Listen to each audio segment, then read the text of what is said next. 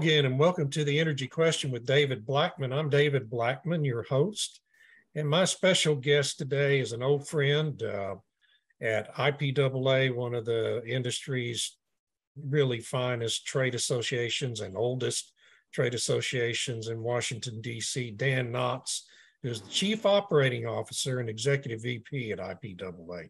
Dan, thank you so much for joining me. David, I really appreciate joining you and continuing this conversation we've had for many years about oil and gas production and American energy production. I was telling someone yesterday that I remember, you know, when you came on board at IPAA, and I guess that's been 20 years ago now, correct? 20 years, 20 years ago on the 3rd of January. Yeah. That's fantastic, man. That's really a great run, and the association has really become such a much more efficient and effective force in Washington here in this century. I first started dealing with IPAA, and it's always been terrific. I think in 1995, when I was at Burlington Resources, was the first time I'd gone up to Washington and started working on legislative issues through IPAA, and it was always a real focal point in my career over the last 20 years. And I've always appreciated so much what the organization does. And before we get into talking about policy, just talk about what IPAA does for its members, who its members are, and a little bit about its history. Yeah, you bet, David. So IPAA is Independent Petroleum Association of America. We are headquartered in Washington, D.C., and we represent the independent producers of oil and natural gas across the country. That ranges from larger independents, publicly traded independents, all the way down to the smallest producers. Our average member size is still about 20 to 25 people. So we really are the face of small business of those thousands of independent producers that are out there. We have members in 34 states, so we cover a lot of geography. And again, I think that speaks to, still the robust nature of the American oil and natural gas industry in so many states and so many local economies across the country, and how important this is. And I understand that with the state of Texas, map off to your right side, hugely important in Texas, in Oklahoma, but also in Ohio, in Pennsylvania, in Arkansas, Louisiana, Colorado, Utah. You could go through them. And so our job is to represent the industry on Capitol Hill, talking about legislation, hearings, those type of activities, lobbying. And then also the dual mission we have, which is so important, is also the regulatory realm, dealing with the Environmental Protection Agency, dealing with the Department of Interior, Bureau of Land Management. The Biden administration has extended this all the way into, and we can talk about that some more, the SEC. It's starting to wrap around a lot of areas, which we're going to have to continue to engage, because these issues of energy, the issues of climate are rolling into regulatory agencies that we've never really dealt with before. So the challenges are always there, but such an exciting time to be representing the industry, and so that's who we are, and that's what we do. Yeah, and you've mentioned the evolution of the issues we deal with, right? When I first started as a lobbyist, we were dealing mainly with issues at the Bureau of Land Management on land access, royalty payments, taxes, things like that. And then, it quickly began to shift to more endangered species, environmental emissions and noise and things like that. And it's really y'all probably spend, I would guess, more of your time now on environmental and climate related issues than you really do on general business issues anymore, correct? Yeah, that's true, David. It really is. That's where a lot of these games are being played. And again, we always tell people, even on Capitol Hill, we have a great story to tell. If you talk about the renaissance that happened in oil production and natural gas production with the hydraulic fracturing revolution, the United States has a great resource. American producers have a great resource. natural gas is a key part of everything that's going on, but the challenges that we face are always out there. And again, we always stress we want to be part of the solution. We want to engage with the government. We understand there needs to be a reasonable regulatory regime that addresses, issues ranging from methane to air to water quality. But we think we can do that. We know the industry has done a great job of that. We're very proud of our record. And unfortunately, we get into that battle where if it's an all or nothing, there are some folks that just don't want fossil fuels of any type. And you see what happens. I know we've talked about this before. You see what goes on when Russia invades Ukraine. The need for American energy becomes even more important, and we know that's going to happen going forward. Yeah, it's really critical, not just here in the United States, but in Europe and Asia. American energy exports are so critical for the rest of the world as well. As we record this, as we go into our policy discussion, it's January 5th, and the Republicans in the House are about to go into their third day and I think seventh vote on trying to elect a new Speaker of the House. Kevin McCarthy, of course, has been their majority leader or minority leader, and has been the leading candidate. But there's a small faction opposing him, and I just wanted to give you a chance to comment on that. What kind of impact that kind of has on your planning process there at IPAA and getting ready for this new Congress to finally convene and start working on business? Well, it is. I'll be honest, it's something that I've never seen, and I've been in Washington now over 30 years. But that's going to happen. Those leadership battles, this is different than most, and you see. One of the things is how narrow those margins are that Kevin McCarthy's having to try to work that. They'll eventually work through that, but it's a great question as far as the House, until they elect a speaker, the House will be held up. They can't even swear in the new members. I was talking to somebody last night who's a new member and said, I'm not actually even a member of Congress yet. They haven't taken, so everything, and that's constitutional. You have to have a speaker before you go through it. They'll eventually get there. And I think, David, for us, whether it's Kevin McCarthy or it's somebody else, one of the things the GOP majority has talked about, and quite honestly, a number of Democrats will tell us privately, they understand how important this energy issue is. Now, how we get there, the issues that are going to be facing, there's going to be a lot of questions, but ranging from increased production on federal lands, offshore, those battles will go on. But I think you're going to see Steve Scalise, who will, I assume, be the majority leader, has already talked about, even on his floor nominating speech for Kevin McCarthy, that energy is going to be one of the first issues that the GOP majority brings up. And I think it will be dealing with the SPRO, but that's going to go beyond that to permitting, to questions of ESA that you talked about, to NEPA, all these issues, because I think anybody that has a reasonable view of how you further the economy, how you move this ball forward, understands the importance of having a robust American oil and natural gas industry, and allowing us to continue to do the fabulous work that's been done. Yeah, you mentioned SPRO, which, of course, for those who may not know, is the Strategic Petroleum Reserve for oil, which is a real vital aspect of our country's energy security picture. I wonder, the president, of course, really drew down the reserve during the course of 2022 to try to mitigate gasoline prices. I wonder what you hear from your members about that program of drawing down the SPRO, and is there a pretty significant concern among members when they see that balance being drawn down in such an unprecedented way like that?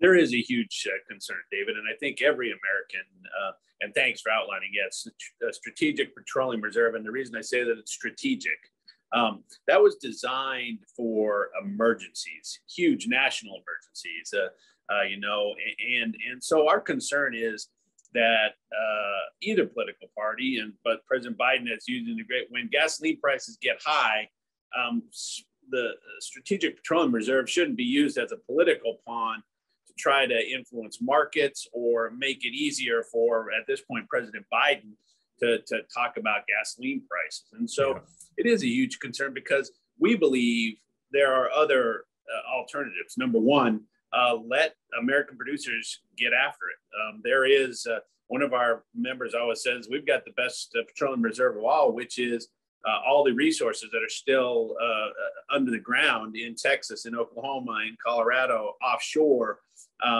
So we feel very strongly and are going to and support efforts that the GOP majority is talking about of tying that if there's a drawdown, that you have to increase production on federal lands.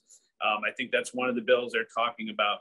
So that, this isn't just a political deal, because at someday we may need that. We may need that for a real emergency, not just a political emergency that the president was facing. So it's a significant concern, and I think something that needs to be talked about in DC and will be talked about. Yeah. Well, I think it obviously does need to be talked about, because it's at, I guess, the lowest level in almost half a century here. So that's right, David. The other thing is simple economics. Now, I guess they're going to try, but the classic federal government, then they try to refill when they buy high. That's the federal government way. They really shouldn't be in that business, and that fill needs to happen. But there's a lot of things that have to go forward. So we'll continue talking about it. It is a great question and something that our members are concerned about. Well, you're trying to get ready for this new Congress now and the next 2 years leading into the 2024 elections. And we just had a midterm outcome that I think surprised most everyone. Most people thought there was going to be a red wave. I certainly did. And the Republicans probably would gain control of both houses of Congress, and they ended up barely getting control of the House. And that seems to me, and I wrote a story about it shortly after the election, that was almost kind of a tacit endorsement from voters for the status quo on energy policy, which is kind of hard for me to believe given everything we've been through over the last couple of years. But I wonder how that impacts the thinking in Washington now around energy policy for the next 2 years. Do you think, I guess I would assume it kind of emboldens not only the administration, but the Democrats in Congress as well?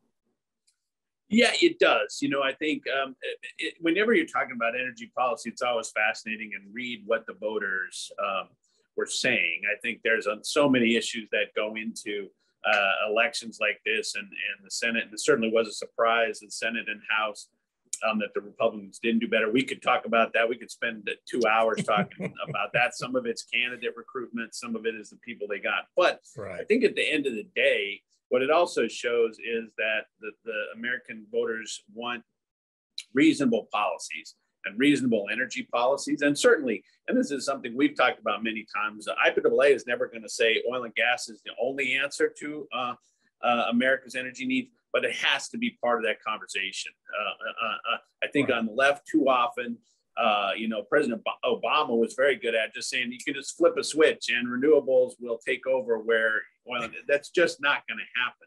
So we have to have a reasonable conversation about that. And you'll never hear our association or anybody associated with IPAA saying oil and gas is the only answer. You're going to need renewables. There's a lot of exciting things going on, but you need to have a real policy that will address those issues in a reasonable way and let our guys get after it. And so certainly, I think, I hope lawmakers on both sides of the aisle see there is a need, a push, even if you talk about permitting reform. How you get there, those are always tough Washington politics discussions. But I think even in the renewable industry, people are seeing the way NEPA set up, the way the ESA, the Endangered Species Act, is being used, stops reasonable production across the board. And so we're going to keep talking about it, keep discussing those issues. But I think the voters certainly did send a message. On the other side too, it can't drill baby drill isn't the answer. What you need is reasonable policies that people like yourself have been talking about for 30 years. And if you do that, you'll see the renaissance that happened when you let American ingenuity get after it, and we need to have that still move forward. So you talk about drill, baby, drill, and I completely agree with you. It's not the answer. And it seems to me that really within most companies, I think most companies agree that that's not the answer here. And it seems to me the industry has settled into a pretty sweet spot, the shale industry specifically I'm talking about, really over the last year and a half with this kind of more steady increase in drilling activity and overall production still going up, but it's not this all-out drilling boom frenzy in the shale patch anymore, right? It's more of a development phase we've gotten into. Right. Yeah, absolutely. Again, as we talk to our industry, and no doubt across the board, COVID and the shutdown had huge impacts. We saw a lot of companies not make it, mergers, acquisitions, but I do think when you're talking to a lot of our member companies, they see that that's where we want to be. We want to be smart. We want to drill effectively. We want to have continue to move. Our challenge, David, is to make sure policymakers, both in the Biden administration and on Capitol Hill, who have a very different agenda about where they want to go with American oil and natural gas production, which is, unfortunately, some of them just don't want it. And that's just not realistic. Set aside that I'm in the industry, I'm also an American, and we need to have a balanced energy approach. And so the challenge we're going to have is, again, so well, the regulatory regime that the federal government can bring can make it really tough on small producers, our member companies, but even larger companies, to really have an answer for that. And that's what we're going to have to continue to work on. If you get into questions of methane, questions on, again, tax policy, some of the things that you and I have been talking about for 30 years, it gets a little depressing. Those haven't changed. They're still out there. So one of the first issues I ever dealt with in Washington related to the Jones Act. And I was looking at a really terrific story in the New York Times ran on the Jones Act, a photo story. No, it was the Wall Street Journal about the impacts of the Jones Act. And it's like every year there's a controversy related to that particular issue, and it never gets resolved. It's still there. It's still there. Yep. Yeah. Well, go ahead. No, that's what I agree. I agree with you. Well, back to Congress. One thing that happened in the elections that I think people really are underestimating the impact of it was that the Democrats ended up with one more seat in the Senate than they had the last Congress. And they've had to spend the last 2 years trying to figure out how to get and keep Joe Manchin and to a lesser extent, Kyrsten Sinema on board with their policy proposals. And now with this additional seat, that kind of changes that dynamic, doesn't it? It sure does. And it's a significant change. And I understand it's only one seat, but, all the way from the committee alignments, committee assignments, and I don't want to get into too much inside baseball, but even committee staffing, the ability now in the full majority, the Democrats will have a larger role to play in that. We still think Joe Manchin is going to be hugely important. And again, as we talk about the importance of IPAA is West Virginia. We have a lot of small producers in West Virginia, and Senator Manchin on many issues has been helpful. We got into some real battles over the methane tax and some other issues where he went a different way. But Joe Manchin has been a strong advocate of talking about American energy production, and we're an important part of that. How they put these coalitions together is going to be key. One of the issues that also comes up is nominations. That will move faster with at 51 as compared to 50. And again, I know folks, your listeners are probably going to roll their eyes saying this guy's talking inside baseball, but it's really important because the people that are down at the agencies are now going to get nominated faster. The courts, set aside Supreme Courts, but the lower courts will move quickly. So there's going to be some real changes. And as we all talk about, elections matter. and it's really important to have good candidates, a good message, and so we'll see what happens. So we have a divided Congress now, and one thing the Democrats had been talking about the previous year was there was a couple of new proposals for a new windfall profit tax, and I just saw a report today that Exxon had its all-time highest profits in its history during 2022, $58 billion overall profit. Do you think that's going to increase momentum, at least within the Democratic side of Congress, to try to work on a new windfall profit tax, among other things? It will. And I don't think it will go anywhere, certainly with the House majority, GOP majority, but that the issues of tax policy come up all the time. In fact, we sent a letter to the GOP leadership, and taxes was the first one, because it is so vital to have a reasonable tax policy that large companies, small companies can understand. Again, taxes are always complicated and difficult, but in the industry, to have a reasonable tax regime, which you know what you're facing as you're investing money when you're moving forward to build companies, it's really important. And this always comes and goes. I understand, and those are huge profits that the majors are making. But I will also say, during the pandemic, during downtimes, nobody comes running to the industry and said when they lost billions of dollars, hundreds of billions of dollars. That's the business cycle. And so really what we argue for is to have a reasonable tax policy that makes sure our companies pay their fair share, but it can't be punitive. If it's designed to stop you, that's a real problem.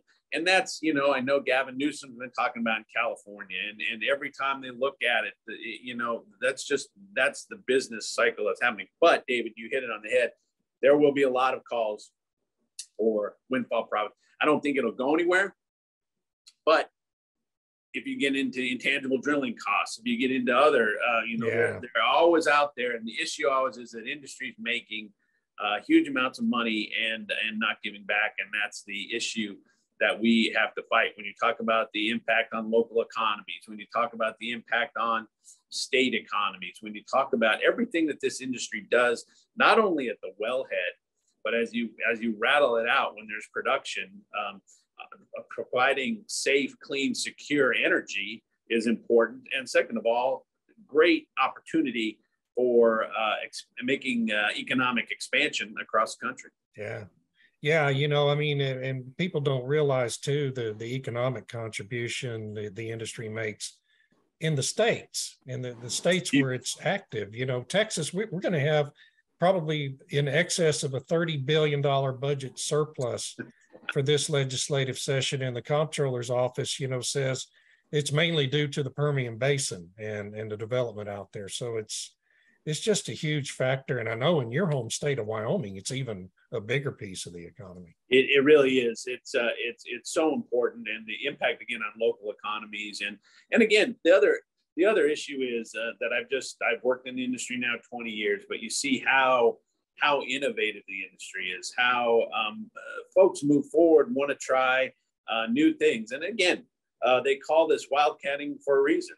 Sometimes things work, sometimes they don't, but it is, I think, one of the most technologically advanced industries.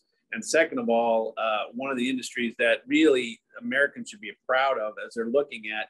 These guys are visionary. They're looking ahead. They're trying to do things, and that's how the shale revolution happened.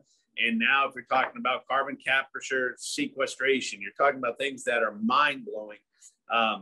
And so we need to keep that going. And our job is certainly from IPAA standpoint to make sure that bad policies don't stop innovation and good energy policy. So bad policies. Let's talk about that for a minute in the time we have remaining. The big fight, really, with a divided Congress, the big fight's going to be regulatory in nature, right, within this administration, and they're going to feel emboldened, I think.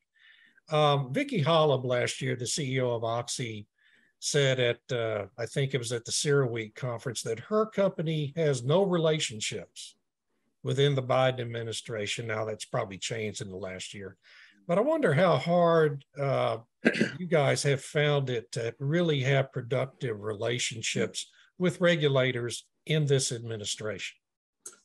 Yeah, it's been a real challenge, and that's not an excuse, David. Our members ask that question all the time, but from day one, when President Biden won the election, we sent a letter in saying we'd love to meet with you. Our former president at that point said, let's sit down, and if not with the president of the United States, but let's meet with your staff. Let's meet with your chief of staff. Let's have a discussion, because we understand we have policy differences. But the regulators at EPA, at Department of Interior, again, elsewhere, it's really important to build a relationship. And that sometimes I think gets lost, that if you're having a discussion, that you're giving away the farm. That's not the issue. We want to try to have a resolution and find out, how we can solve problem. But the challenge we've had with the Biden administration is they just don't want to meet with us. I joke with one of my colleagues. I think they have a big red line on it that says, do not call IPAA. And even again, not Republican administrations, Democratic administrations, before that, the Clinton administration, we've always been able to talk to them, not on this one. And that's something we've got to continue to work on. Our new president wants to work on, but it's very hard if you have disciples of climate change who simply say we won't talk to the oil and gas industry. That's not good public policy. That's not good economic policy. And certainly from our standpoint, it makes no sense from a regulatory policy standpoint. So it's another challenge. I always talk to our team, we got to keep banging away because there are folks that understand. But I would agree with Vicki Holla completely. We just have not been able to build any kind of relationship with folks at the White House or at a number of the regulatory agencies. It's such a shame. It's changed so much. I mentioned that I first started going to Washington in 95 during the Clinton administration. And Bruce Babbitt was Interior Secretary then, and he wouldn't meet with the oil and gas people to any great extent, although I know Denise Bodie, who was leading IPAA at the time, got in to see him a couple of times. But the people, the staff, the career professionals within the Department of Interior were, they were probably mostly Democrats, although you wouldn't really know to deal with them. And people were always willing to have meetings and talk and try to learn about the impacts, what they're trying to do or going to have on the companies and the industry they're regulating. And that's really what a responsible government ought to be doing, is trying to understand the impacts of their policy proposals. So it just is such a shame to me that it's so hard to even try to talk to these regulators now. It's really counterproductive for our society. Well, I couldn't agree more, David. It's something that I've always counted on and been proud of. I'll talk to anybody. I'll talk to either side of the aisle. And again, in the regulated community, I think it's really important for the agencies and the regulators to understand the challenges that their industry, the ones they're regulating, that industry. And if you don't have that, if you have people and not willing to learn, not willing to discuss, and again, many times it's a two-way street. You'll see things that then open your eyes on what they're facing, and you can try to find answers. Again, sometimes not. Sometimes you got to go to court. But it is that I will say, and I talked about at the very beginning, two things: that the climate. If you just look at people as evil, you say fossil fuels are evil. That's a hard bar to get over, right? I mean, if that's your view of the American oil and gas industry, that's a challenge. The second thing is, if you're just not willing to engage in that discussion, it doesn't help anything. And so we're going to continue to do that. And again, I don't want to sound like poor us, but we really hope that we can have more impact, even at the White House, with the chief staff, with the Council of Economic Advisors, and we're going to continue to do that. Well, Dan, I'm afraid we are up against time. These half hours go so fast, it always boggles my mind. But I really appreciate you being on here, and let's make this a recurring thing as we go through this Congress, if you're willing. We'd love to do it, David. I appreciate the opportunity. And again, IPAA appreciates the opportunity. And again, always a pleasure to talk. And we'd love to have a conversation. There's going to be plenty to talk about. So, no David, doubt. Thank you again. We appreciate it. Thank you, sir. And that's it for this episode of the Energy Question. Thanks to the Sandstone Group for hosting our show, and to our extraordinary producer, Eric Perel. I'm David Blackmon, and we'll see you next time.